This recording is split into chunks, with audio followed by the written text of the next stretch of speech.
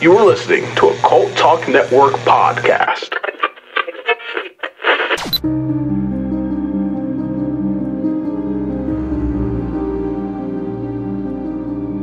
Cult Talks Conspiracy welcomes you to Cross-Examinations, the special bonus show where we invite our friends to discuss cryptids, conspiracies, high strangeness, and whatever makes them question everything.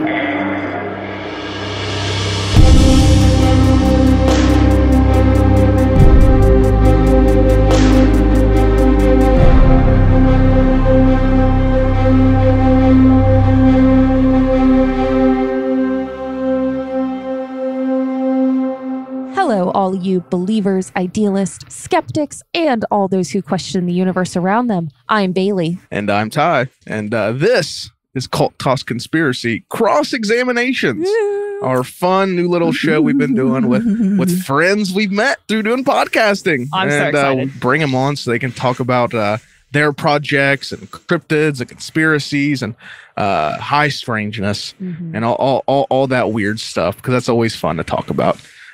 We met these guys, I think, at the Loveland Frog Festival as well. Same place we met Star Cruiser.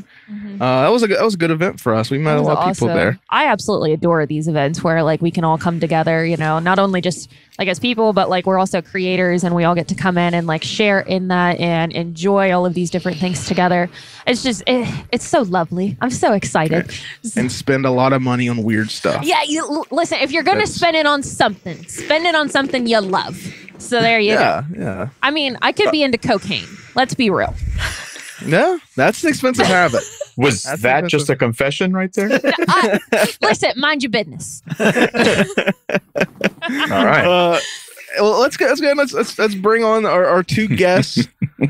We have with us Matthew and Joshua of the Farthest Reaches Podcast. Guys, go ahead and introduce yourselves. You first? Well, I guess I'll go first. I'm Josh, and the other guy in the room is Matthew. That's me. Well, it's a pleasure having you guys. We've been trying to do this for a minute. Our schedules have been all over the place. It's like we locked out a date and then something happened, but we finally did it. We finally made it happen. I'm so happy. Yeah, this is the first interview type of thing that me and Josh have ever done. Aww. So we were really excited to try and get this in the books at some point. That's nice. awesome. Well, get ready because you're in the hot seat. We're asking the hard-hitting questions. All right, expose that. Bring it. I'm ready. But you guys were at Frogman Festival. You guys had the little frogs with the hats? Oh, there we go. Oh. Yep. Yeah, that was us. Such a dumb last minute idea that somehow blew up. The reason being, I'll make this short. My wife loves frogs. It's her favorite animal. And we had an anniversary, or excuse me, Valentine's Day right before the Loveland Festival. And I like putting these little games and puzzles together throughout the house, sometimes like escape rooms and stuff like that. So I bought those frogs and I made a little game for her to find them. And then after she found them, we were just like, well, what the fuck am I supposed to do with these now? And she's like, well, you're going to the Loveland Frogman Festival. Why don't you just literally give them away? Oh, everybody loves free stuff. So we have her to thank. That's wonderful. And I'll be damned if that went way too well. Way too well. I would hear it across the room. Squeak, squeak, squeak. Actually, we have some left. Oh, nice. Somewhere. Like, we would have people come up and be like, oh, you're the booth of the frogs. We're like, what? Yeah. I guess that's what always we'll be known for. Yeah. That's always the best when the last minute ideas just work out. That's always the best. So how long have you guys been podcasting for? We started on Halloween of 2019. So original. Yeah. And we went till about, what was it? Maybe May, June or something of 2022. And then I took a break, mainly because of myself. I just got kind of mentally exhausted with trying to juggle a whole bunch of stuff around.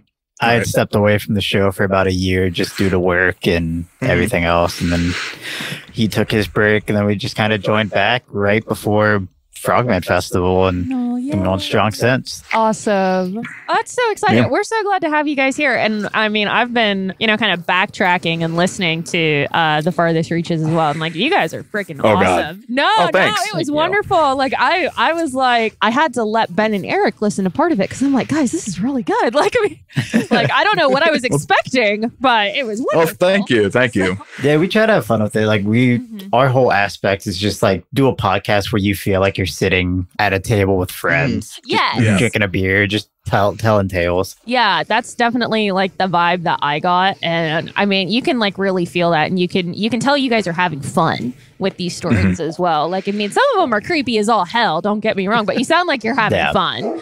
Oh God.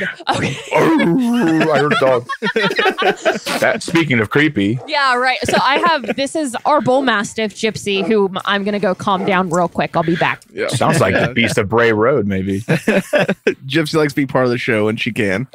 She likes to interject.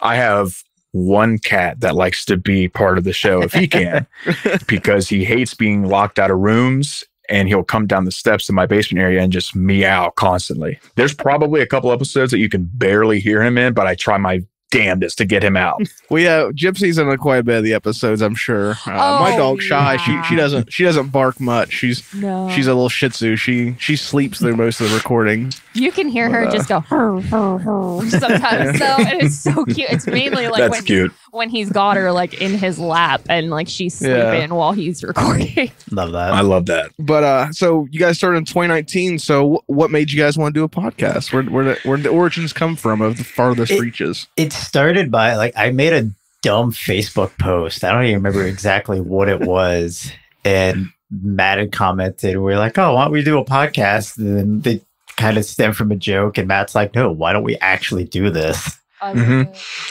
remember one of our friends, they were getting married in, I think it was September of 2019.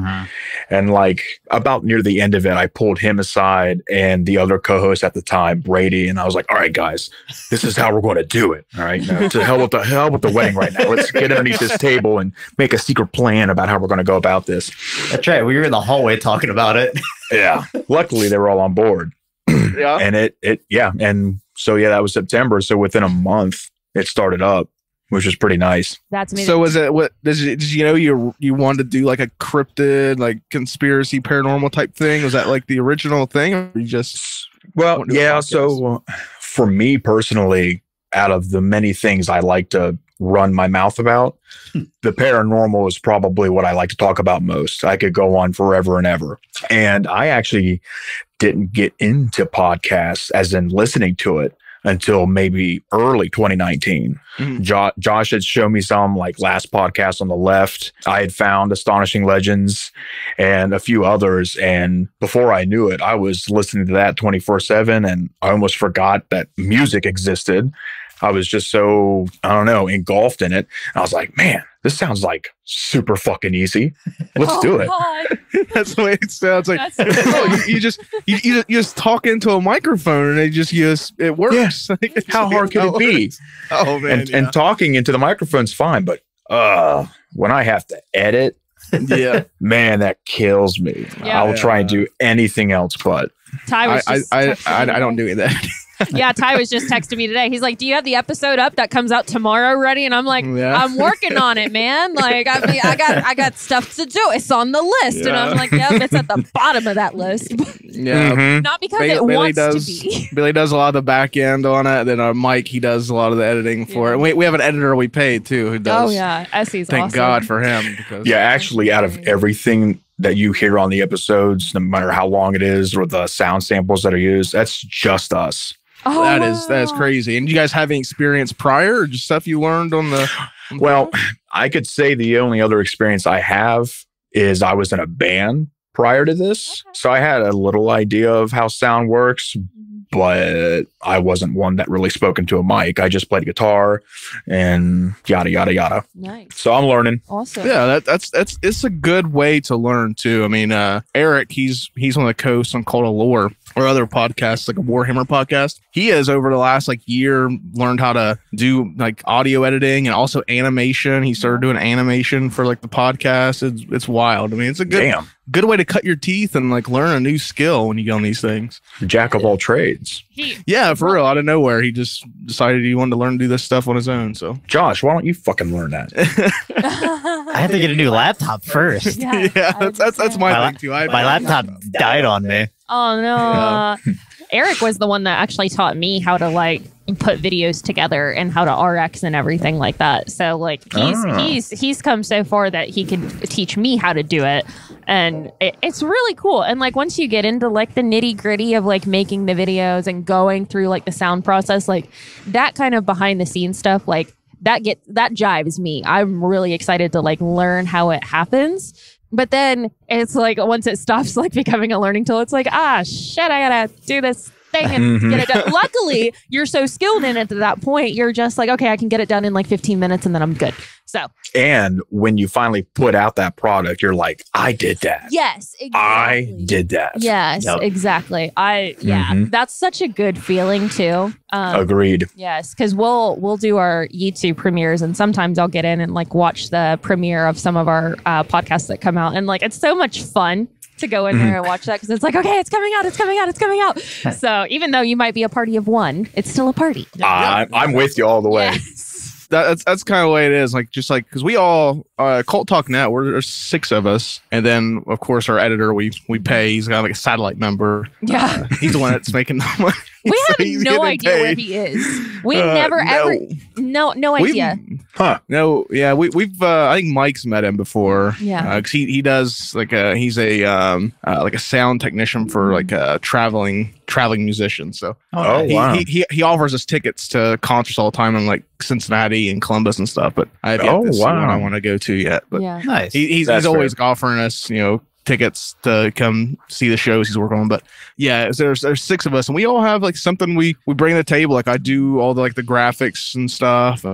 Bailey handles a lot of the back end stuff on Cult Talk Conspiracy for us, like getting the videos up and RXing. And Mike, he went to college for this stuff, and he's kind of imparted his knowledge off on all of us and letting us all kind of learn from him. But I mean, it's a good thing, especially when you have like a group that if you really want to do this, that's the main thing. Because I think everyone hears about a podcast and they think it's like, you just it seems like you all have the Memos app. Yeah, you open the Memos app on your phone, you talk into it, and then it's on iTunes. Yeah, it's nice having other people with the same mindset and the same drive and passion as you, all towards one subject.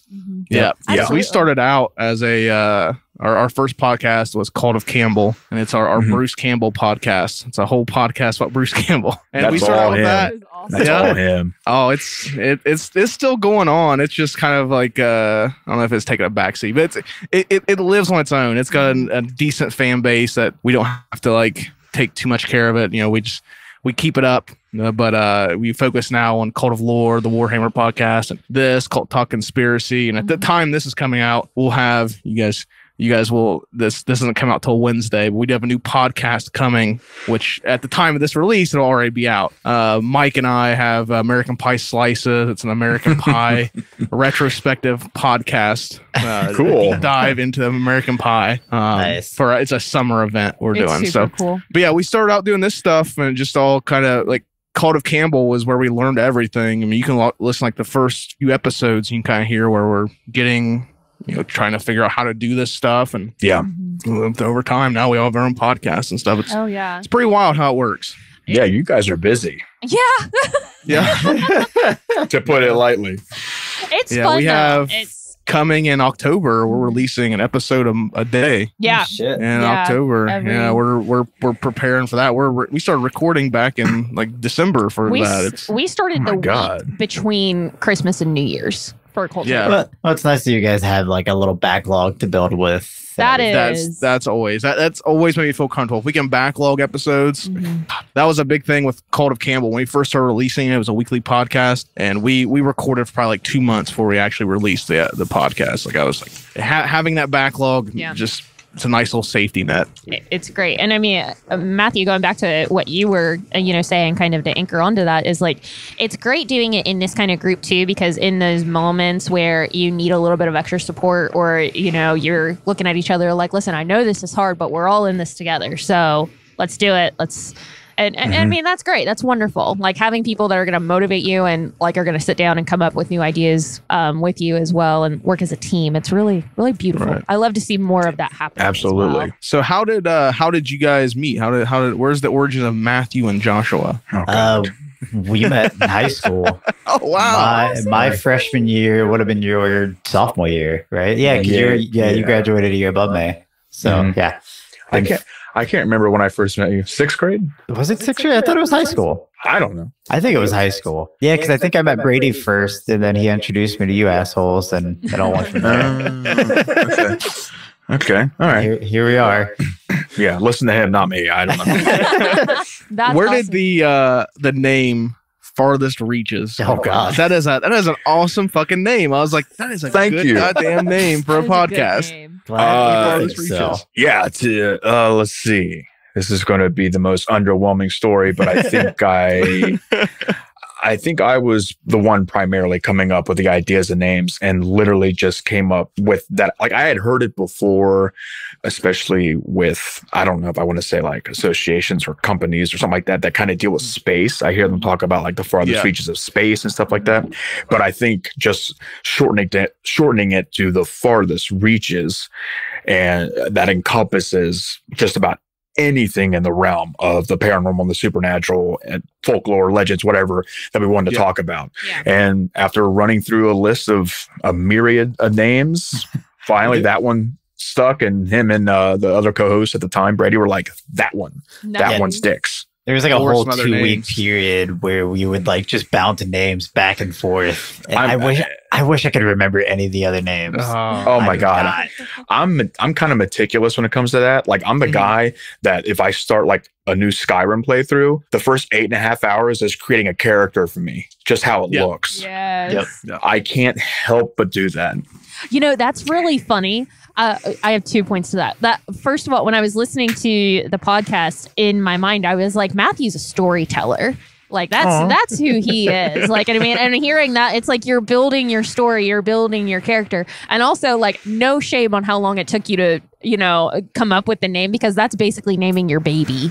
Like, that's no surprise to me. We got pretty lucky with Cult Talks, and even then, it was a question on if we were going to be able to take that name or not. Sure. Yeah.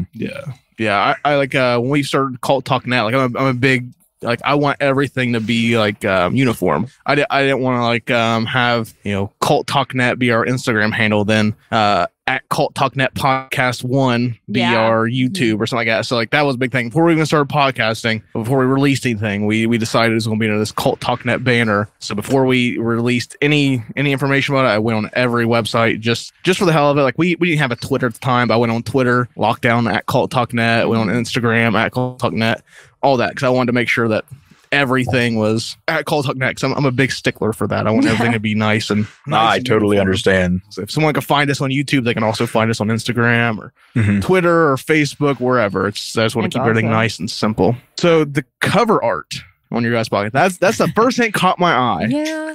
That was its purpose. Yeah. Yeah, that's a good fucking piece of art. Where did that come from? Reached out to I can't remember her username, but she's on Fiverr, and I just ran across someone that wasn't going to take everything in my wallet and gave me a fairly solid looking piece. And I don't know, the idea of just having different vibrant colors that kind of just hit you in the face when you first look at it, like you said, it kind of grabs your attention. Was just an idea to look for. And I had the idea of having those 4 vats pertaining to something a little bit different. Like the first one, I think, is purple, and it's Mothman, which is supposed to encompass cryptids and any and all type of creatures. And then the orange one, I think, is the Men in Black, which is kind of a loose base of just conspiracy in general. Then the next one, I think, is the green alien, which is supposed to be about UFOs, extraterrestrials. And then the orange one is the pink one. I think it is. It's supposed to got put up here. I screenshotted it when I was listening to your podcast. Like I screenshot it so I could like zoom in and look at things. I was like, hey, that's a good fucking cover art. That was the idea of the Bell Witch.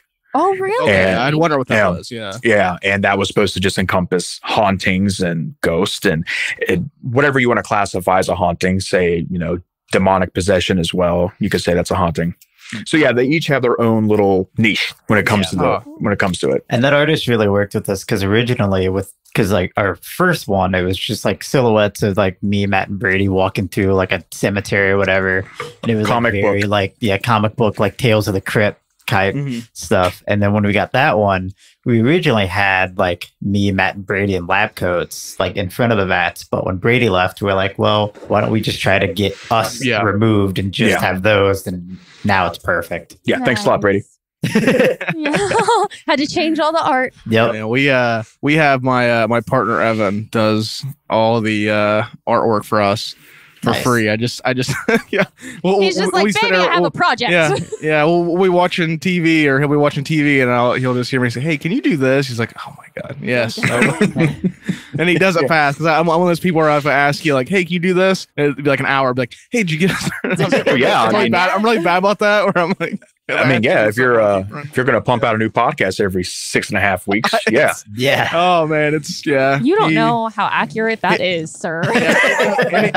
Anytime he hears me like kicking around like the gears of like, man, maybe we can do a podcast. He's like, I should just get my iPad out and just start sketching. I know it's only a matter of time for you to turn to me and say, can you do this and have it done now? Yeah, shoot him one of those text messages that's just like, hey, with kind of like those fingers together like this.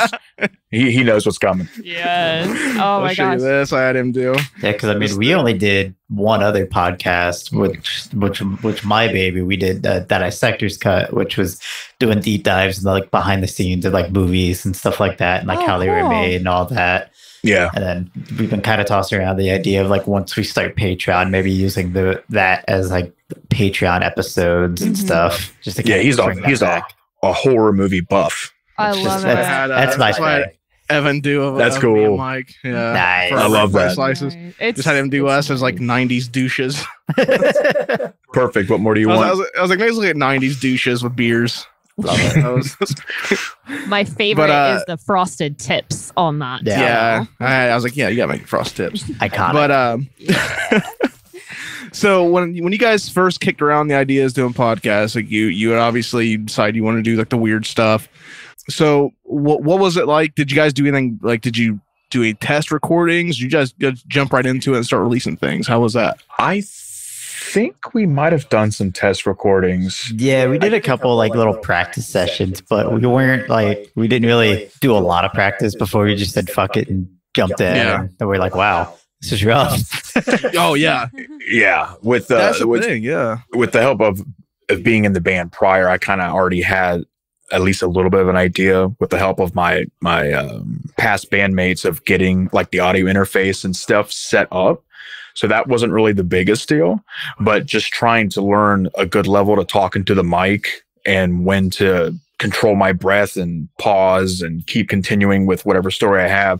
That was actually the difficult part for me. Yeah, and it took us a couple episodes to kind of realize everybody's roles too. Because like there's a couple episodes where we bounce through like Brady was the narrator, or I tried, and then we're like, you know what? No, Matt's the narrator. We're gonna be just the assholes adding in commentary. It is crazy. Like when you first like conceive a podcast, like you're writing things down or you're like brainstorming. It's crazy the amount of stuff that when you actually go to do it just doesn't work. It's oh yeah. It all just seems so easy. Like I remember with Cult of Campbell, our first one, we did like a dozen we called them beta recordings where we would review like we did like, you know, we didn't want to burn it was obviously a Bruce Campbell podcast, so we did like Jurassic Park and Tremors, things like this, like non-Bruce Campbell stuff, just to like kind of figure out our flow. And it was crazy. Like I remember I was so against that. I was like, why do we need to do that? Why do we need to do the let's just make a podcast? And finally we sat down and recorded Tremors. We was like, let's just test this. Let's test the format. And recorded Tremors, and it was just a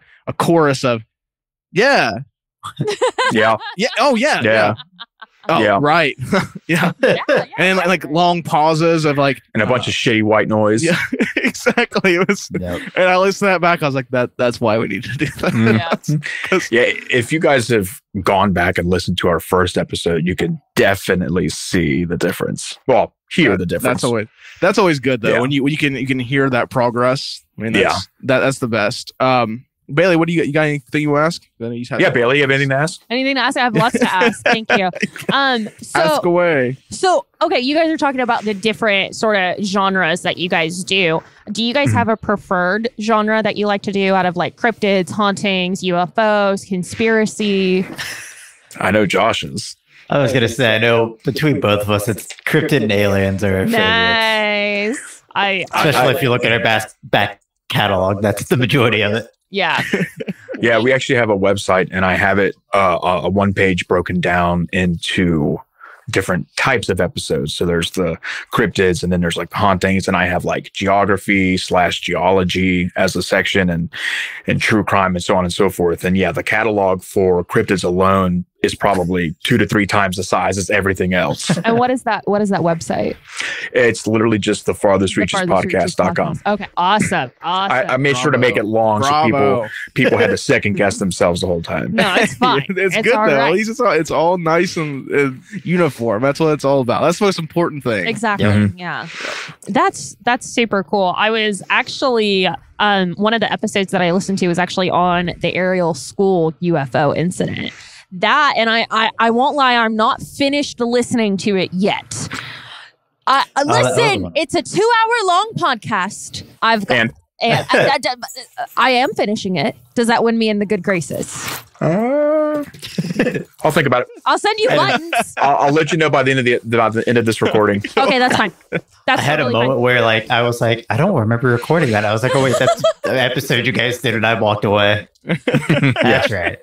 Yeah. Oh my gosh.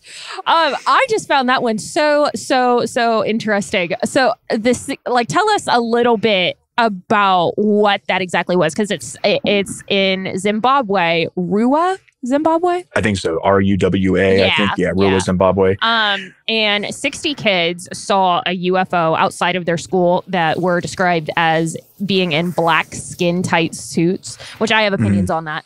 And they were telepathically communicating how Mother Earth was like ill. Yes, Yeah. that's a good way to put it. Mother Earth was ill. I like that. So go ahead. Go ahead. I don't even know exactly where I was going to go with that. But that case, I don't know. I'm kind of torn with it. So I would say that I am more of a skeptical kind of believer than I am just kind of like guns ablazing, like this really did happen. Yeah. So I have my ifs and ands and buts about that topic, but when it comes to a mass sighting, I don't care if it's 60 children or 60 adults. That's one of the few pieces of it that really intrigues me most. I don't know. I don't think even if you sat them all in a room and spoke to each one individually and told them exactly what to say and then repeat it back to you later, I don't think that would even work. No, it's a game of telephone. I don't think so. Yeah. I think that's just as good as a game of telephone, I should say. Yeah. That's always what has gotten me, because we also covered Roswell as well. And I listened to that. Yeah. Oh, thank you so much. That was our first ever episode, and it took us 3 tries to get that to get it to a point to where it would air. So clearly it was like, just keep doing it and keep doing it and get better and get better. So thank you so much. That's amazing. Side note, my dad went to Roswell and got me a camo hat that says Roswell in hot pink letters. And like I would wear the shit out of that. I put all my buttons on that hat. I haven't worn it out yet, but not yet this year, I should say. Speaking of buttons, I have the button that you gave me at the Frogman Festival on my vest. Nice. Oh, thank you. Damn it. I was going to wear mine. It's sitting right behind me on our podcast table over there. You guys have it. That's awesome. Thank you awesome. guys. We Yeah, love we're those. really- I love we're the proud of support. those buttons. Yeah. We love those buttons. We gave so much this way. We went to Bruce Fest, and God, I think we gave like 200 Bruce Campbell buttons. Bruce Rama, we had their security wearing buttons. Fuck yeah. Awesome. I mean, Yeah. some guy was checking Mainly me in. because they confiscated all Baileys. And They did. they confiscated her at the door, and they all started wearing them. That's how they found out, because the security guy that was checking me in had a button on. So I handed him, we have these little business cards that have our QR codes on the back that take you to our Linktree where you can find all of our podcasts. So I had slipped it to him, and I was like, hey, after the show, take a listen to our podcast. Tell us what you think. An event coordinator caught me doing that shit and like starts taking the cards away from me and is like, ma'am, you're not allowed to distribute these. We're going to have to take all of this away. And I'm like, really? Yep. Yeah, a lot of venues and stuff What a have dick. issues with that. It kind of sucks. I but understand. yeah. I don't. I do I it very refuse to. coy. Almost every event I go to, I bring them. And you always like, 'cause Evan, my partner, he had to have when we first started dating where we'd go to like concerts and he would hear like, something hit the ground. He'd turn around like, oh, you dropped your Call of Campbell button. I'm like, no, I don't pick it up. So I'll just like keep my pocket. I'm walking, it's like breadcrumbs. I was like, flick one out, or I'll pull like a couple cards out and I'll sit them on a trash can, or That's if there's a table with other cards, I'll just throw a couple of them on there. Like, Just take a whole handful and accidentally trip and throw them all. yeah, Confetti. oh no, All 200 on people. All of it's Yeah. confetti. We had little stickers with our QR codes at one point, and like all around Chillicothe, like because I still live here in Chillicothe, Ohio. I see these stickers fucking everywhere, and like actually where I park at work, there is a Cult Talk Net sticker on the light pole in my parking spot at work, and I Did didn't you put it there. I did not put it there. Okay. I don't know which one put it there, but it wasn't me. So we had a big bunch of those at one We time. had We a had like ton of 500 or those. 600 of them. But I mean, That they reminds paid me, we need off. to buy some. That Yeah, they paid yeah, off. stickers and pins.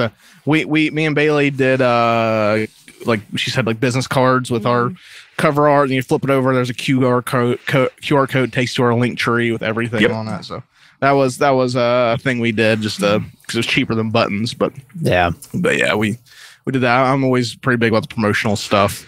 Yeah. When I went to Flatwoods Museum, I left some business cards there with the guy because I was like, can I leave these? And he was like, yeah.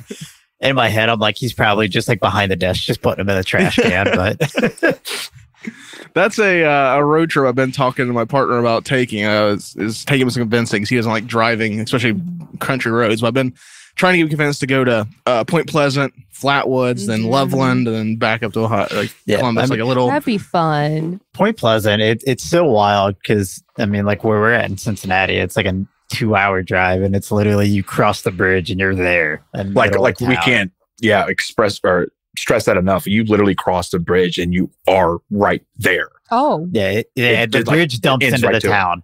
Yeah. I went there. I went to Mothman. I think it was the last one before COVID. I went to the Mothman Festival. I think it was like 2019 or 2018, one of the two. And I went there, and I remember not having any service because the whole town was like overfilled. yeah. And like there wasn't even enough, like you had like full bars of service, but you couldn't do anything because it was just so overwhelmed. Highly suggest checking out that town outside of Mothman Festival just to get a real idea of how quaint and small that town is. It's beautiful. It's amazing. I went a few months ago. I had a friend that hadn't gone. Her and I went, and nobody around. We went to the TNT site area, explored the igloos. Nobody else out there. It was just a fun time. Did you The take TNT area is cool. It's Yeah, Did you it's find a dirt amazing. sample out there, Bailey? Didn't Do you what? Didn't you find a dirt sample? Yeah, I found when you a went core there? sample. I found like this big, like just, it looked like someone had just taken a crate and like dumped it out full of core samples, and I took one. And I've never opened it. I'm Use a afraid to jar, open yeah. it. I don't know what's going to come out if I open it, but it's just a jar of dirt. Yeah, I was super pissed she didn't get me one. A jar of You dirt. didn't ask for a jar of dirt. The only weird thing I experienced, and I should Damn have it, Ty. met this, because like when you walk in the path, there's like a weird like swampy area on the left, and there was a crane flying around, and I took a video, and I was just being dumb, and I was like, oh, it's what everybody said the Mothman was. But behind the crane in the video, there's like this weird, like black, like translucent, like blob that's like following it, and it'll go like under it and then back. It's real weird. Joshua, you have to send us this video immediately. Yeah, I will absolutely. You need to post that to your Instagram. We need to see content. this. I need to examine this. I am super excited right now. Like, Yeah, I'll absolutely send it to you. I showed Matt this, and it's real weird. It is. That's good content. You can post that up. Have you ever looked into like the history of the land that Point Pleasant is on? It's fucking wild, man. I was like, if you want, like, I'm pretty sure this place is over top of a hellmouth, like that in Milwaukee.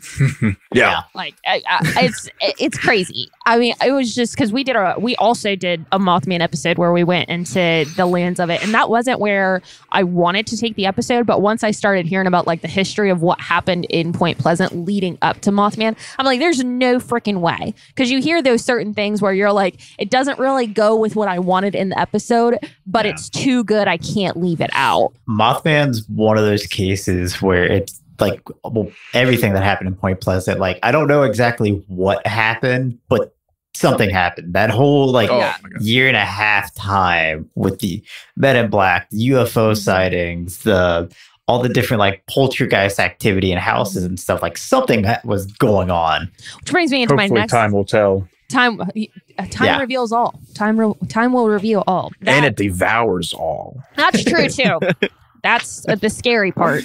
So what is if you guys had to pick one, and it can be either one that you've talked about on the podcast or one you haven't talked about on the podcast yet, is like, what is the creepiest encounter, story, things you've heard people experience? What's your creepiest one you've ever heard? Take your time. Man, that's tough. That's all right. Take your time. Cue the Jeopardy music. Right. Honestly, for me, it's any case that deals with like shadow people. For whatever reason, those have always kind of creeped me out, just because like throughout my entire life, I've grown up in houses where like I've seen shadow figures move my parents, my sister, and shit like that. So like, and the whole fact that like nobody really knows what the hell they are or what causes it. I think that's what kind of messes with me. So when you ask us, like, what's our kind of favorite topic with the supernatural? I like cryptids and aliens, like Josh had said, because it almost gives it kind of like an actual like footprint in reality, like a biological entity is here. Like ghosts, I'm kind of up in the air with. I'm kind of almost tired of it, to be completely honest. Same. I don't believe in ghosts because they bore me. That's my reasoning. Bailey wants to know why don't. She always asks me, why don't you believe in ghosts? Because they bore me. I don't believe him. I'm like, there's a deeper reason. They're boring. That's fair. That's fair. And I mean, actually, one of the other topics that we cover are like objects that are mysterious. Like, have you guys heard about the Bet Sphere? No. Actually, Star Cruiser told us about that. Jeff from Star Cruiser mentioned that. I think so.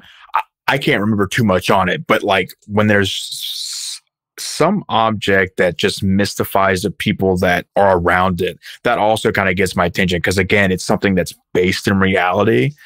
You can't just kind of shrug it off. Like if you see perhaps a ghost or like a shadow person, not to dumb down what you said, Josh, but you know, you could say it's like something in your peripheral, or like, and there's a hair in your eye, or you know, some kind of shadow play with a tree above you, something like that.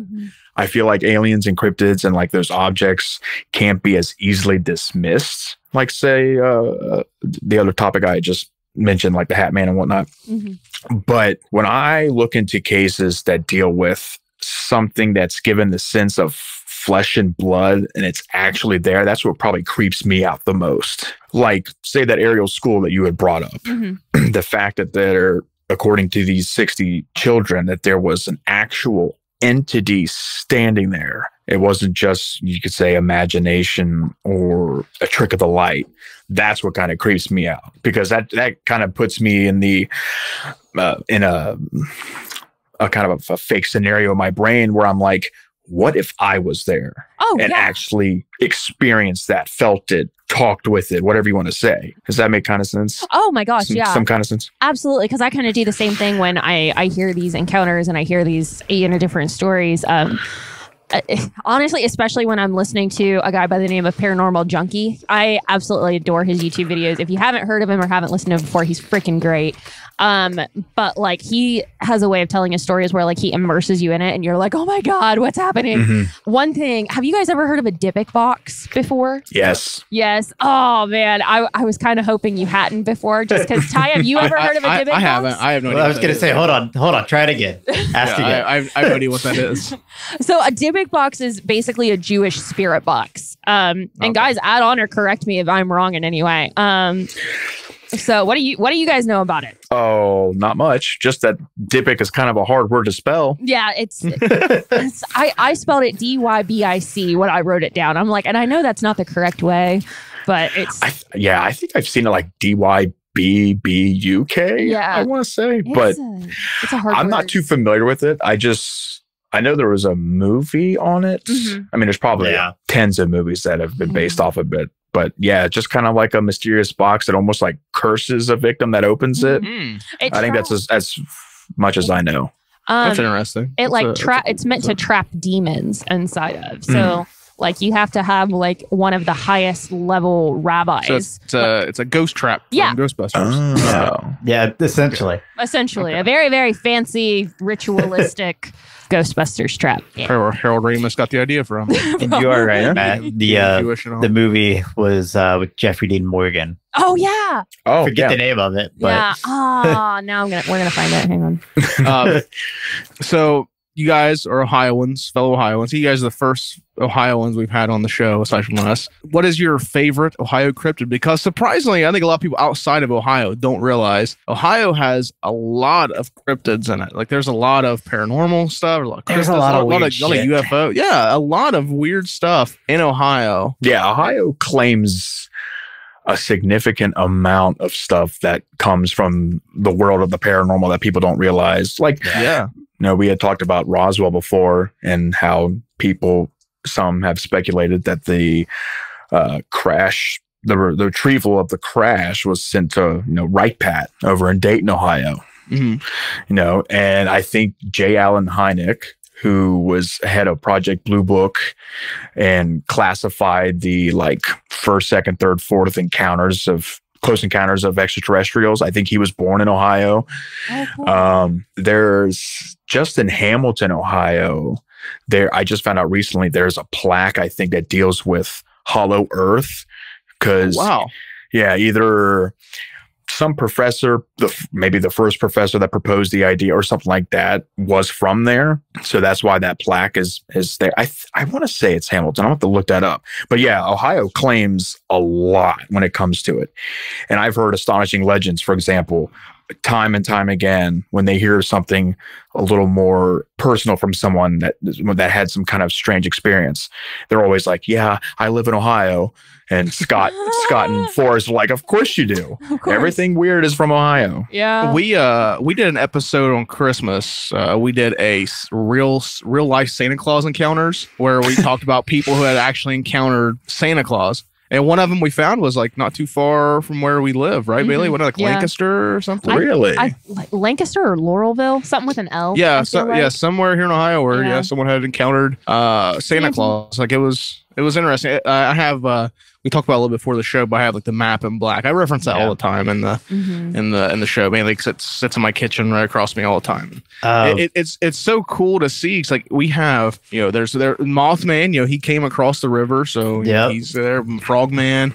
We have Grassman. Grassman is one that I grew up with. My grandma would always use that as if I was out in the yard playing, she'd always tell me, be in before dark, or else the grassman will get you, or don't go past the fence, the grassman will get you. That's the one I grew up with. I was my boogeyman growing up. And one of my favorites from the area that I didn't know about until I heard about it on the Kryptonaut podcast, the Indescribable Octoman. I just heard about that at Frogman Festival. I never heard of that. This weird, strange creature a number of people saw down along the rivers, which part of it was near the Loveland River too. So does it tie into Loveland Frogmen? Who the hell knows? But some people described it as this 3 to 4 times size of the man, bulky build. Some lady described it as having octopus proportions, but like a lot of people are like, it sounds like a Lovecraftian creature because it's indescribable. Like nobody's been able to like really perfectly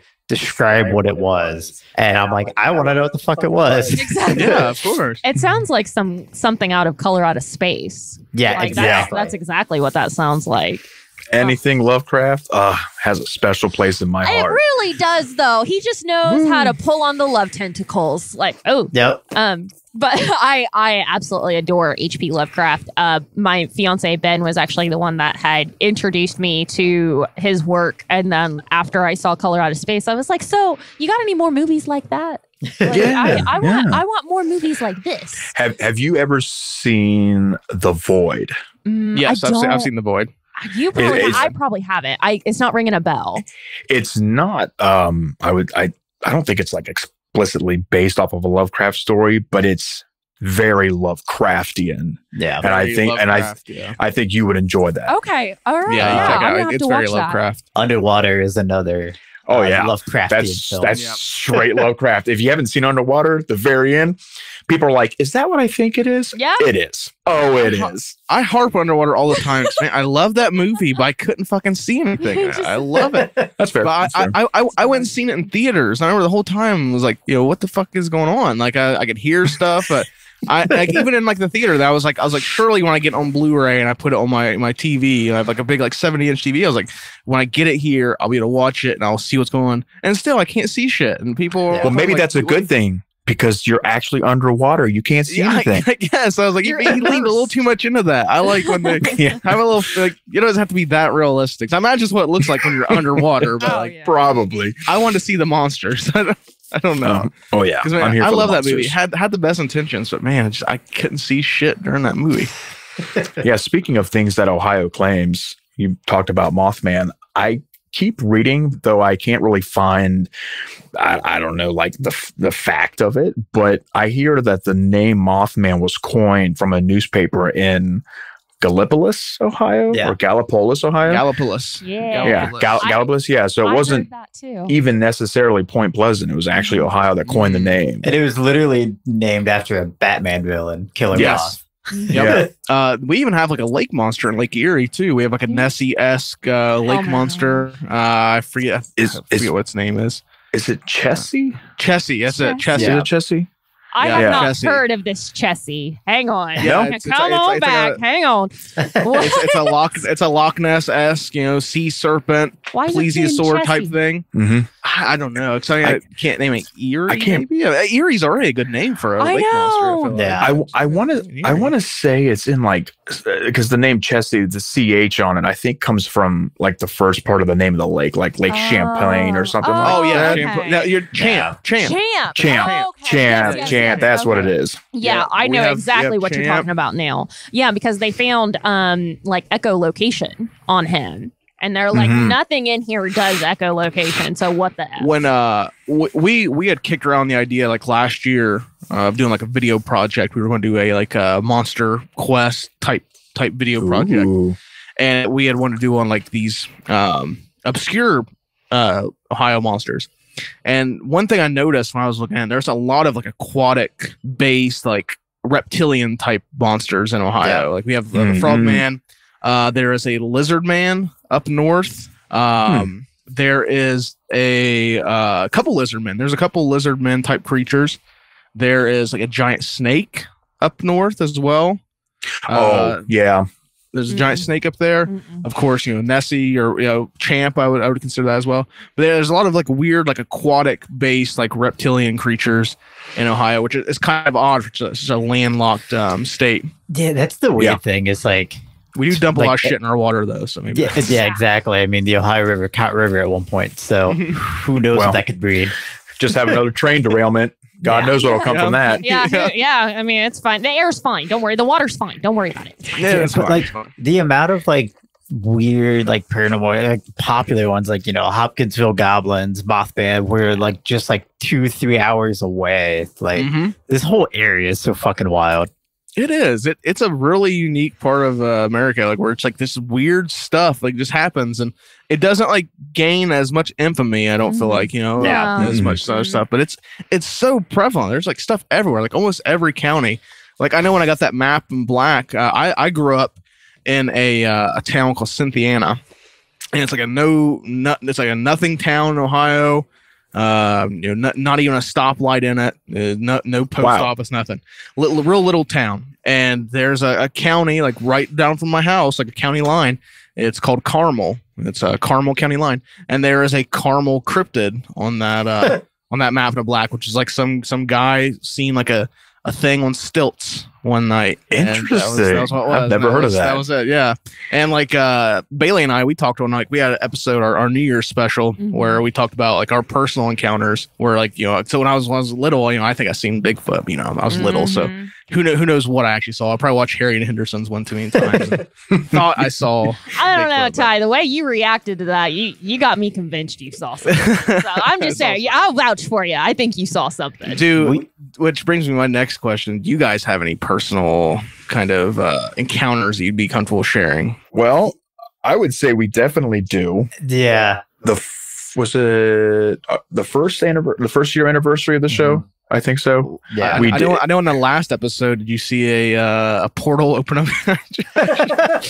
Right there. Right to the left of me. Right fucking there. I still don't know what the hell that was. And I've been thinking about it ever since, trying to think what it could be, because like I said, I'm a skeptical believer. I want to believe as much as anybody else. But first and foremost, I'm like, I got to debunk it. I have to debunk it. And I have not been able to. I don't know what the hell that was. But it was weird. It was just like, it didn't just like slowly appear. Whatever I saw, it just appeared. And it was just kind of like this amorphous, like I said, TV static, black and white ants on your television. And then it just disappeared. And that's how the newest TFR news starts. Where I'm just like, what the fuck did I just see? And this was just in midair. Yeah, it was about maybe a foot and a half above the ground, literally right here. I mean, do you that's guys 4 feet from me? Yeah, that's why I coined the term static gnome. Static gnome. I love it. So what do you guys have going on over there? Like what kind of crystals and stuff y'all got over there? Like, yeah. It's all that it's all that toxic water I've been drinking from Norfolk Southern. You guys should really like coin the static gnome. That should be your thing. Yes. Right. Static. Original creation, original Ohio cryptid. This is the location. I think so. You guys can have tours through your house to see the location. this is where I saw the static gnome right here. I'm going to charge an outrageous amount of money. Yeah. Go for it. But like Matt was saying, like our first year anniversary episode, we like me, Matt, and Brady, we shared all of our weird encounters that we've had. But if you want us to share some of us, we can. Yeah. Yes, I want to. Yeah. I think that episode, if you want to go listen to it, is Our Strange Experiences. I think that's what it's called. I'll check that out. Yes. Plug that. Yeah, I think it's probably about October 31st, 2020. Oh, nice. It's probably the date on that. But Matt, if you want to start. So, oddly enough, the paranormal instance for me that felt the most believable out of anything else I've had is, I won't go into too much detail for this part, but we had a bunch of cats that lived outside. Like at one point, there was like 15 cats. They just came from all over the neighborhood, and my mom fed them. And so all the others came. Well, one day we were leaving for dinner and we didn't check underneath all the tires. And unfortunately, the cat was solid black, and we got over it by the night's end. But when I woke up the next morning, I had one window in my room, and I heard a cat meow. And I'll be damned if I didn't walk up and open the blinds, and it was that cat on the outside of my window just meowing straight at me. And so I ran to my parents' room, woke my dad up. Mom was like, hell with it, I don't care, I'm going to go back to bed. Dad decided to get up, go in there and check. He didn't see anything at all. There was no cat anywhere to be seen. He even went outside to look. Not to me, not that exciting, especially when you have that little sad piece right in the beginning of it. But that it was the absolute most realist thing I've probably ever encountered that was spooky. Besides the other instant when I had me and two friends at the time, Sarah and Chelsea, we were playing with the Ouija board. We were in high school, so anywhere between 15, 18 years old. And we didn't go anywhere spooky. We would just go to each other's houses. There was one time we were playing with it. I say playing with it like it's a toy. But we sold at Toys R Us, so it was. I bought it from Toys R Us, so it was a toy. But there was one time where we were in my parents' house, and it sounded like somebody was walking upstairs. And the house is very old, very rickety, so I assumed it was probably just pipes settling or whatever it may be. But it did sound like footsteps, and I went upstairs because my parents were up and they were walking around. But when I went up there at that point in time, they were gone. Oh, God. Yeah, and so I'm looking around. The house is dark. I gave him a call. I was like, "Are you guys at the house, or where'd you go?" And he goes, "Oh, we ran up in town to get some dinner. You want anything?" So that was a little spooky. You're like, yeah, new britches, please. I need a new pack of underwear. Yeah. Thanks. While you're out, look for a new house. Yeah.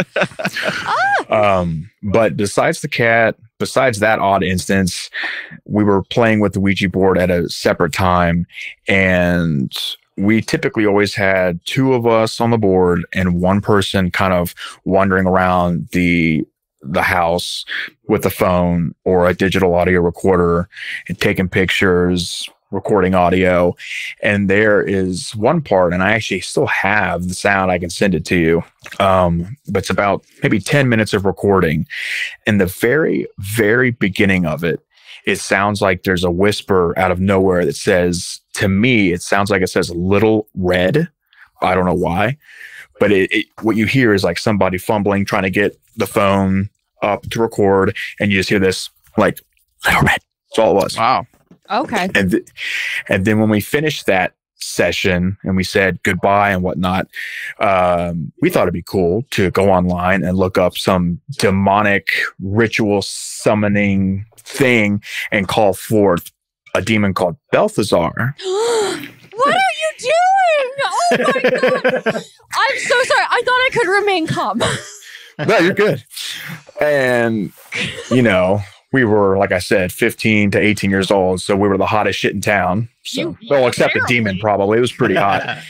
But when we ended the session and said goodbye, you can hear the planchette move across the board. And then shortly after that, you literally just hear a whisper go, "Balthazar."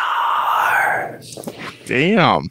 And even to this day, I'm like, did I actually say that? Did one of them say that? They all swear, because afterwards we went upstairs, we were listening to the whole audio, and when that part came up, we all just looked at each other and just bug-eyed and our mouths, agape, or just like, what the fuck just happened? So we don't have an explanation for it, but that's probably the creepiest stuff that's happened in my life. Oh my gosh. Damn. Woof. You were hitting heavy, weren't you? Just Ouija board, summoning demons, all this good stuff. Like, oh my Quite goodness. literally, fire and brimstone. I could have been. Oh, geez, oh Pete. Okay, that's very interesting. That scares the shit out of me. But still, at this point right now, I'm still like, nah, that wasn't real. There's got to be an explanation for it. I think what would you do if you found out, no, that's real? That's 100% real. Oh, man, I don't know. I would probably use more of my time to really investigate this field than I do now. Yeah. I would change professions, that's for sure. Just become a demonologist. I guess really I could share some tales that weren't on that episode that have happened to me more recently. Ooh, an exclusive. Blow me away. Yes, wow, actually, because I haven't said this on anything yet. An exclusive. So I've told you about this, Matt. Have you? Yeah.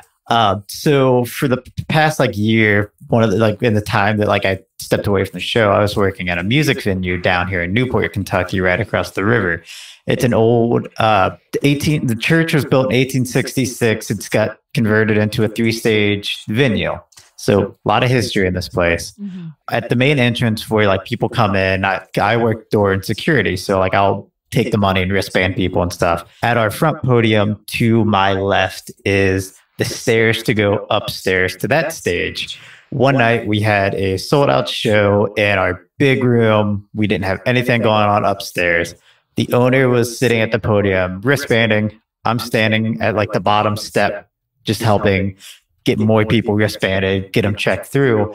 And I heard what sounded like footsteps coming down the stairs, to the point to where I kind of like shifted my body weight because I thought maybe one of our bartenders or our bar backs ran upstairs to get something from that bar, but had used the steps on the other side of the building. And I just didn't know anybody was up there. So I thought somebody was going to pass by me. Nobody walked by. And of course, with me working security, I was like, okay, now I got to go upstairs and make sure nobody snuck upstairs from the other stairwells. Walked up, checked everything, lights are all off. Door to the other stairwells locked. Nobody ever came down. That still weirded me out. There's been a couple other times working that door where it sounds like footsteps, and it's an old building, so it could be just settling. But the way the stairs are, like, it sounded deliberately like footsteps were coming down, to where in my head I was like, oh, somebody's gonna come by, so I need to get out of the way. But that same building, in the year that I've been there, I've heard everything from, I'll be in there mopping after shows. Me and one of my other guys were mopping. We heard laughing coming from what used to be the old choir loft, which is the band's green room. The band had already left. Everybody, like all that was in the building was just me, my other security guy who was mopping, our bartender in the lounge, and the owner. We heard the laughing, so I was like, all right, guess I'll go out and make sure nobody's still up there. Looked around, everybody had left. Come to find out, our security guy that I was with, he had been in there earlier in the day, and like a couple weeks ago before too. He was panting, and he was like, I fucking keep hearing laughing coming from up there throughout the day. Jeez. He's like, this isn't the first time, and he's like, I hate it. To the point to where, like, anytime after that, when he goes and paints, he's like in there blasting music because he's like, I'm just gonna ignore it and not listen to it. I like it. Asserting dominance. That's what I like. Yeah, exactly. Yeah. Start licking everything. Take a piss right on the floor. This spot's mine. This is mine. Can't hurt me if I can't hear you. That's fucking creepy. The first thing I ever experienced there, though, was like my second week there. I went upstairs to turn off the neon lights in the window, and it was literally just me, our bartender in the lounge, and our manager. I'm upstairs turning off the neon lights, and I go into what is the green room on the upstairs venue, flip that light off, and I hear footsteps coming into the room, and I hear somebody say, hey. I thought it was our bartender, so I popped up, and I was like, what's up? Look around. Nobody in the fucking room. So it's like, all right, I'll run down, see what they need. I'm already annoyed because I'm like, I fucking hate running up and down these stairs, but whatever. So I go down there, and I was like, what did you need? And she was like, what are you talking about? And I was like, you came up and said, hey? And she goes, no. And I was like, did Adam say something? The manager? And she's like, no, he's counting up the money. I was like, all right, cool. Just gonna ignore it. I walked upstairs, did everything. The next day when I was talking to the owner, I brought it up to her, and she goes, oh, yeah, that happens. Oh, I was like, that's good. So now we conduct a buddy system if we have to go upstairs. Oh, no. It's great. There's always some kind of weird fucking noises going on. And oh, my God. It just seems like it's something mischievous what's ever there, because like it's never anything malicious. It's always just like little knocks or like movement or seeing like figures move out of the corner of your eyes and shit like that. But there's whatever is, I mean, that building in 1866 built right after the Civil War. So there's a lot of history in that place. Oh, yeah. Oh. I want a ghost hunt so bad. It's, so bad. Well, do you remember? So with TikTok, I don't know if you guys are familiar with TikTok at all. Yep. Of course. So there's like that weird like anime filter like people were like using to like capture like ghostly images and shit. Yeah. I was fucking around with it one day. And that stair where I heard the noises, I'm sitting at the podium and I'm like, well, I'm just going to fuck around with it. So like I took like a couple different pictures of the stairwell. And each one, there's a fucking female figure standing at the top of the stairs. Oh, shit. And like I would try different angles because in my head, I'm like, okay, it's just catching like light reflecting or whatever, maybe like dirt on the wall. But no matter how I would change it, it would still be like a woman on the wall. And I'm like, well, gotta stop with this. I'm done now. I have fucked around and this is the find out part. Yeah. Oh Oh god. To the point that we just we have fun with it. There was Yeah, one night that's when good. we were closing and I was doing my last rounds where like we were already annoyed, like hearing different noises and everything. I like whipped open the main door to the room and I was just like, I'm fucking coming in, ghost. I love Like that. you said, just assert dominance. Yes, I love that. Like you guys are having fun with it, and it's not like a problem. Like, Yeah. Yeah, it's Yeah. not like malicious. yeah. That's man. a malevolent spirit. That's good. Yeah. I used to work in a hospital, and Ty, I don't think I've ever told you this story either. Is I used Oh, boy. no, more Another exclusive. exclusive. And oh man, I used to work in a hospital, and I remember like one of my very first nights there, I was standing like up against the wall, up against one of like where I was facing, you could see an empty room, like right there, and the bed was right there in the doorway, so I could see the whole room from where I was standing, and I was just minding my own business, charting, and all of a sudden, there's no one in this room. The lights are off. The bed's actually unplugged, and the bed starts moving.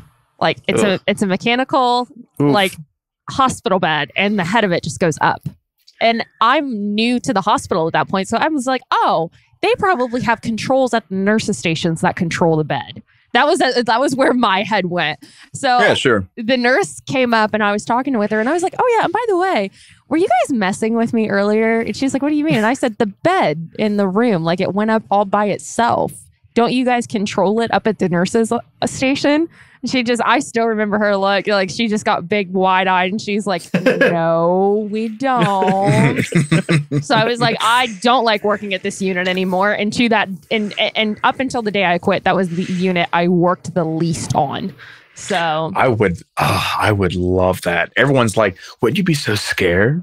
Like if I want to go run in the woods and try and find Bigfoot, wouldn't you be terrified? I'm like, fuck no. no, That would be a dream. no. If I died by Bigfoot, that's fine. Matt, I have something to tell you real quick. And this goes back to the episode of like our strange tales, because I talk about seeing this weird, I don't know what it was. I saw something at the top of a hill at the corner of my eye that I thought was going to be a human coming down the trail.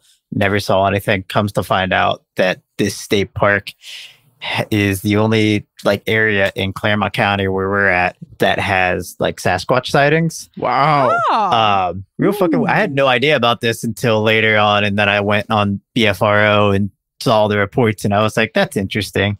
But my dad, my sister, my niece, my nephew, they go driving out there all the time to go like look at deer and stuff like that. Are you guys familiar with like the pale crawler? No, I've never heard of that. The Paro Crawler. The pale crawler. No, I've never heard of that. Pretty much, if imagine like Gollum from Lord of the Rings, that's how people describe it, like a very gaunt, creepy things from what's that movie, Bailey? The Descent. The Descent, yeah. Oh yeah, the cave dwellers. So my dad, my sister, my niece, and my nephew are out there driving, and there's a part where because it's a man-made lake, it's there's like two dams that you can drive over. There's one point where like the woods ends and then the road keep going. You know what I'm talking about. Absolutely. My dad says he's like, I have no idea how to describe it. He was like, it wasn't furry, wasn't hairy or anything, but it was on all fours with like its back end up. And the way he described it was like, imagine like a kid crawling on like all fours, but he's like, it scurried across the road and like went down the hill. And my dad's a very like bullshit kind of person. Yeah. And he's constantly talking about this. He's always like looking up stuff. He's like, I have no idea what I saw, but he's like, this is the fucking weirdest thing I've ever seen. Did he by chance describe the color of it? He said it was pale. He said it looked like skin. Just like pale. That's creepy. Yeah. I was very because I go hiking in those woods all the time. That's where I saw what I saw. Not so anymore, I'm just like, great. So as we kind of begin to wrap up, you know, we've been here about an hour now. Don't want to take up too much of you guys' time, but it's something I'm curious about. Because listening to us all talk here, I'm curious. So what kind of believers are you guys? How would you like designate yourself in like your belief of the paranormal or the cryptid world or whatever it may be, UFOs, things like that? I have a very high burden of proof when it comes to the whole thing. With that said, though, I find it very interesting that the more I look into these cases, I would say primarily with, say, cryptids or aliens, again, something biological and has its stay in reality. I find a lot of reports of things that can correlate to certain aspects to a paranormal or supernatural account that's happened before. Like if someone talks about, I think I just said something about this like on the last TFR news or so, where like, you know, if someone says they see Bigfoot and they said it smelled like sulfur and it was, you know, 9-10 feet high in a tree, and then you find out that there are bears that say have some sort of deformity in their front paws where they've learned to walk upright, and then you find out that there's like sulfur pits nearby, and it's like, so technically you could say that person that had that Bigfoot experience was being 100% truthful. It was just misidentified. Yeah. I find a lot of stuff like that, which makes me wonder if I'm ever going to get to that point where what they thought they saw was actually what they saw. And interestingly enough, have you guys heard of the hoop snake? The hoop snake. The hoop snake. Yeah. The snake. What it does, Bailey, is it bites its tail and it rolls like a wheel, right? Oh, okay. Yeah. Is that it? Yeah. That's simply all it is. Well, interestingly enough, if I can find it real quick without taking too much time, I came across an article that, from Gizmodo, April 5th of this year, so not long ago. But scientists in Malaysia, I think, they found a snake that cartwheels away from danger. And they actually caught a small video. It doesn't bite its tail, but it does flip backwards and roll about 3-4 feet, and then it slithers off. Wow. And so I'm like, so do people actually see the hoop snake then? Yeah. Granted, people might see it in Ohio or Kentucky, wherever, and not Malaysia. Right. But it's just like, again, how many more of these instances are going to keep piling up until it's like, I'll be damned. There is the Bigfoot. There is the Loveland Frogman. Yeah. There is the hoop snake. That's something that I found with doing this podcast. Is like, I've always considered myself to be like a molder, like a fox molder kind of, believer. I want to believe everything. Yep. And like when we started this podcast, like there would be subjects I wanted to cover because like, I really like that. I really believe in that. And I'll start covering it. And then by the end of it, I'm like, I would lose like belief in it. I'd be like, well, okay, there's a lot of holes. Mainly because like, I hear cool concepts on the surface. I'm like, that's really cool. And then you dig into it. And it's like some guy who didn't like the Jews and wanted a reason not to like the Jews. So he made this conspiracy that, somehow ties in aliens and stuff. And it's like, damn. Okay. I don't think I believe that one anymore. It's like, that's always so disappointing. It is. We went on there was a kick there around the holidays where every time I'd pick a conspiracy, I'd be like, this is a cool conspiracy. And I start digging into it. And it's like, and the Aryan Brotherhood, I'm like, oh my God, not again. So there's like 4 episodes in a row where it's like, so this is the reason why this guy didn't like the Jews. And I was like, I'm doing a nice, simple one. From now on, I'm like, we're not touching it. No. Yeah. But so what about you, Joshua? How would you designate your belief system and this kind of stuff? I'm kind of like, I like to call myself a pessimistic optimist believer, kind of like Mulder, where like I want to believe, but there's a lot of stories where I'm like, I'll listen to it. I'm like, some parts I'll believe, but other parts I'm like, okay, that's a little bit fabricated and stuff like that. But there's so many cases that like, I want this to be real. Yeah. Same. Yeah. I want to live that world. I want to live in that world.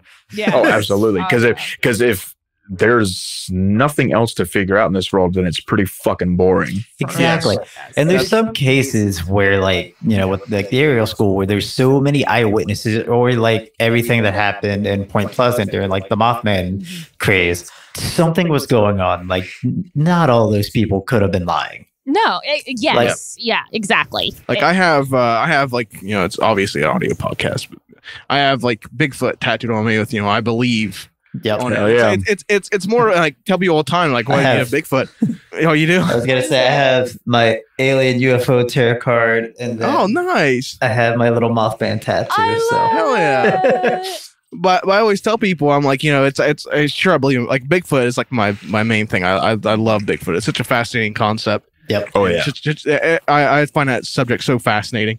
But like I tell people, the reason I got Bigfoot, I think Bigfoot is representative of just that like unknown, absolutely the idea that I just want to believe there's more out there than what we see in front of us. And that's always a cool thing. So if everything gets explained, it's not fun anymore. It's boring at that point. If there's no mystery out there, then might as well just turn off my mic forever. Yeah, exactly.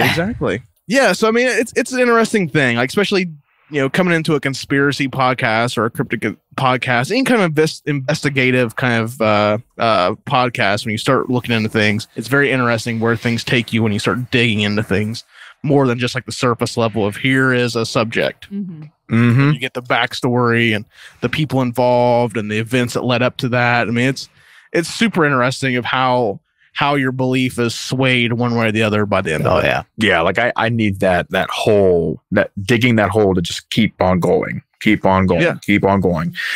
Because if it stops, I mean, it's almost kind of like, what's the point anymore? Yep. And it does, it's something I've talked Bailey about before, is like, the idea of conspiracies. I mean, it's kind of a dangerous subject in a way. Not dangerous, like, we're on a list or anything like that, but it's dangerous. Like the idea of like, some of these concepts I think are kind of a gateway into these like weird beliefs. Someone could believe this thing and they start, getting deeper into it. If they don't have, the right mindset or the belief system, they can start believing in some pretty dangerous stuff and start believing certain things. I mean, like QAnon. Pizzagate. Yeah, QAnon, Pizzagate, all that stuff. I mean, that it's crazy. So I mean, it's a very interesting. It's like doing your research and your due diligence is the best way to kind of navigate this kind of stuff, because it's a tricky thing.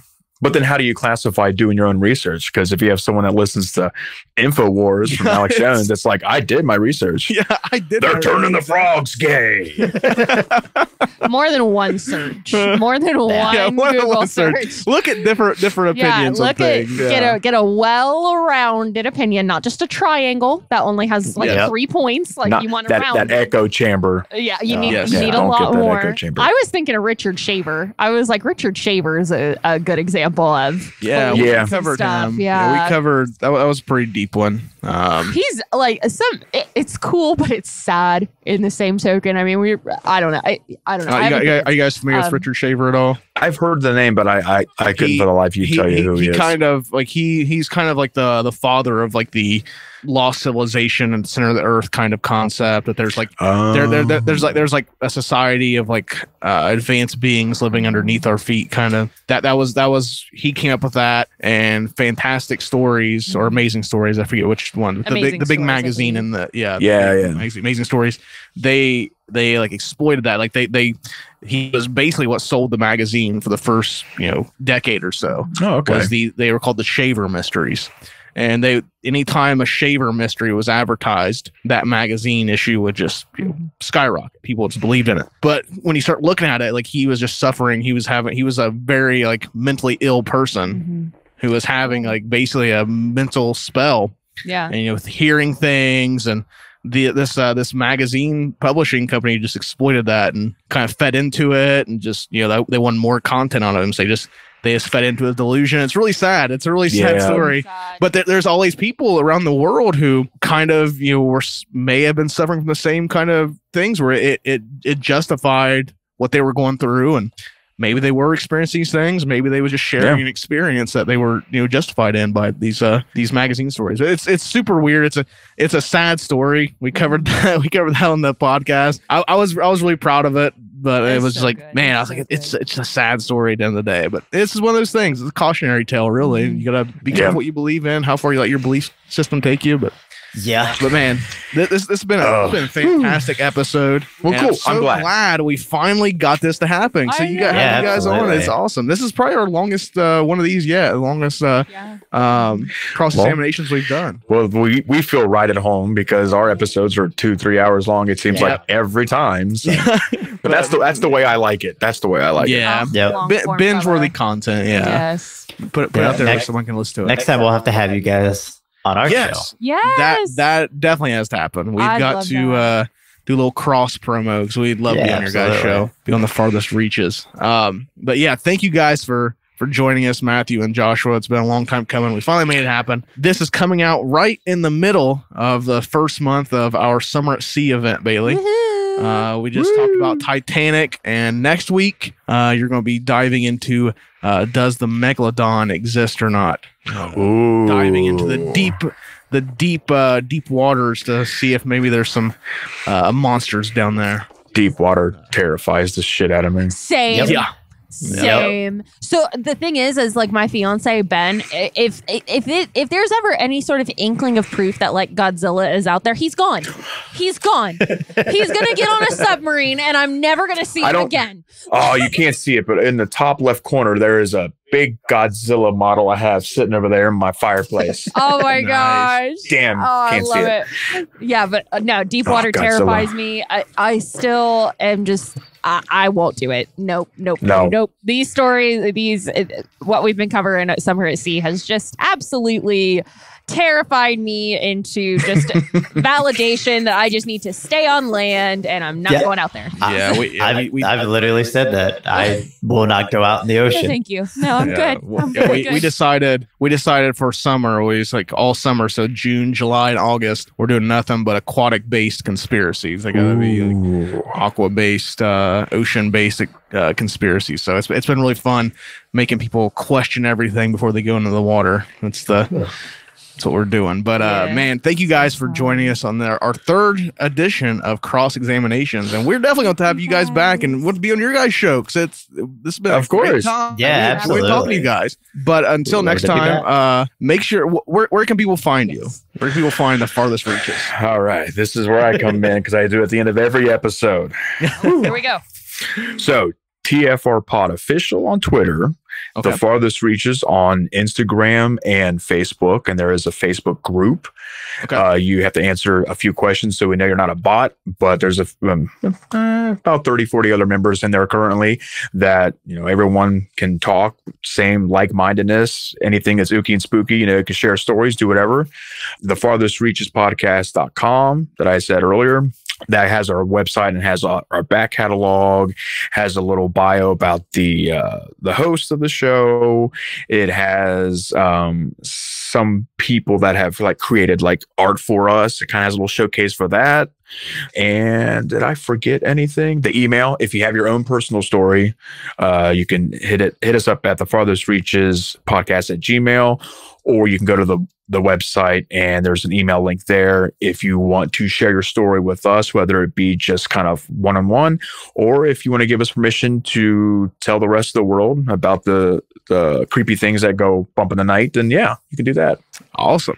You can find us at Cult Talk Net across the board, Instagram, YouTube, Twitter, Facebook, all the things. Bailey and I will be here every other Tuesday, Cult Talk Conspiracy. You can find Cult of Lore every first and third Thursday. That's Ben and Eric's Warhammer podcast, where they talk about all things Warhammer and deep dive into that. And they do a really great animated full-length video on youtube.com/culttalknet. So make sure you check that out because they put a lot of extra work in that, and it's really fun.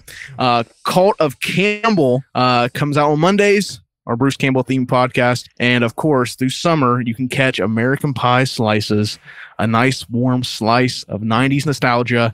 For 6 episodes, Mike and I are talking about American Pie and diving deep into it. So if you enjoy that, check that out. That's every Wednesday for the next 6 weeks. So, but until then, I think that's it. I've been Ty. I've been Bailey. I've been Matthew. And I've been Josh. Until next time. Question everything.